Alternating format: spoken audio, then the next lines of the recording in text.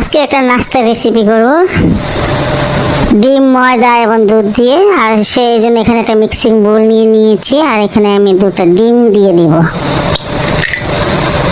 ডিম দুটো ফিটে নিতেছি ভালো করে। এখানে 100 গ্রাম দুধ দিয়ে দিলাম। এটা গরুর দুধ, এটা জাল করা ছিল। স্বাদ মতো লবণটা দিয়ে দিলাম। ডিম, দুধ আর লবণটাকে ভালো করে বিট করে নিয়েছি। আর এখানে ময়দা দিয়ে দিব,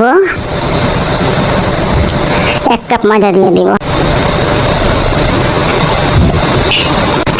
এখানে 1 চামচ দিয়ে দিচ্ছি বেকিং সোডা। ময়দা, ডিম আর দুধটাকে খুব ভালো করে বিট করে নিলাম। একদম দেখেন একদম স্মুথ একটা ব্যাটার হয়েছে। এবার কিছু সবজি দিয়ে দিব। লাল ক্যাপসিকাম এখানে আছে কিছুটা, 2 চামচ হবে। সবুজ ক্যাপসিকাম 3 চামচ। আর টমেটো নিয়েছি 2 চামচ। সবকিছু ভালো করে মিশিয়ে নিয়েছি। আর এমন একটা ব্যাটার হয়েছে। এটা কিন্তু হয়ে গেল, এটা এক সাইডে আমি রেখে দিচ্ছি।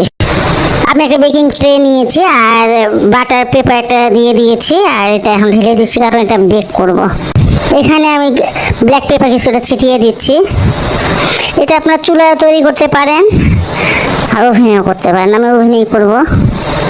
এখানে আধা চামচের মতন আমি ব্ল্যাক পেপার দিয়ে দিলাম। চিজ দিয়ে দিব। আমি 10 মিনিটের জন্য ওভেনটাকে প্রিহিট করে নিয়েছি। আর এটা 180 ডিগ্রি সেলসিয়াসে 25 থেকে 30 মিনিটের জন্য বেক করতে দিয়ে দিব। এখন 30 মিনিট পর আমি আসলাম। আর এটা মাশাআল্লাহ খুব সুন্দর হয়েছে। খুব হেলদি একটা রেসিপি। আর যদি ভালো লাগে আমার রেসিপিটি, তাহলে অবশ্যই আমার চ্যানেলকে লাইক, কমেন্ট, সাবস্ক্রাইব করবেন।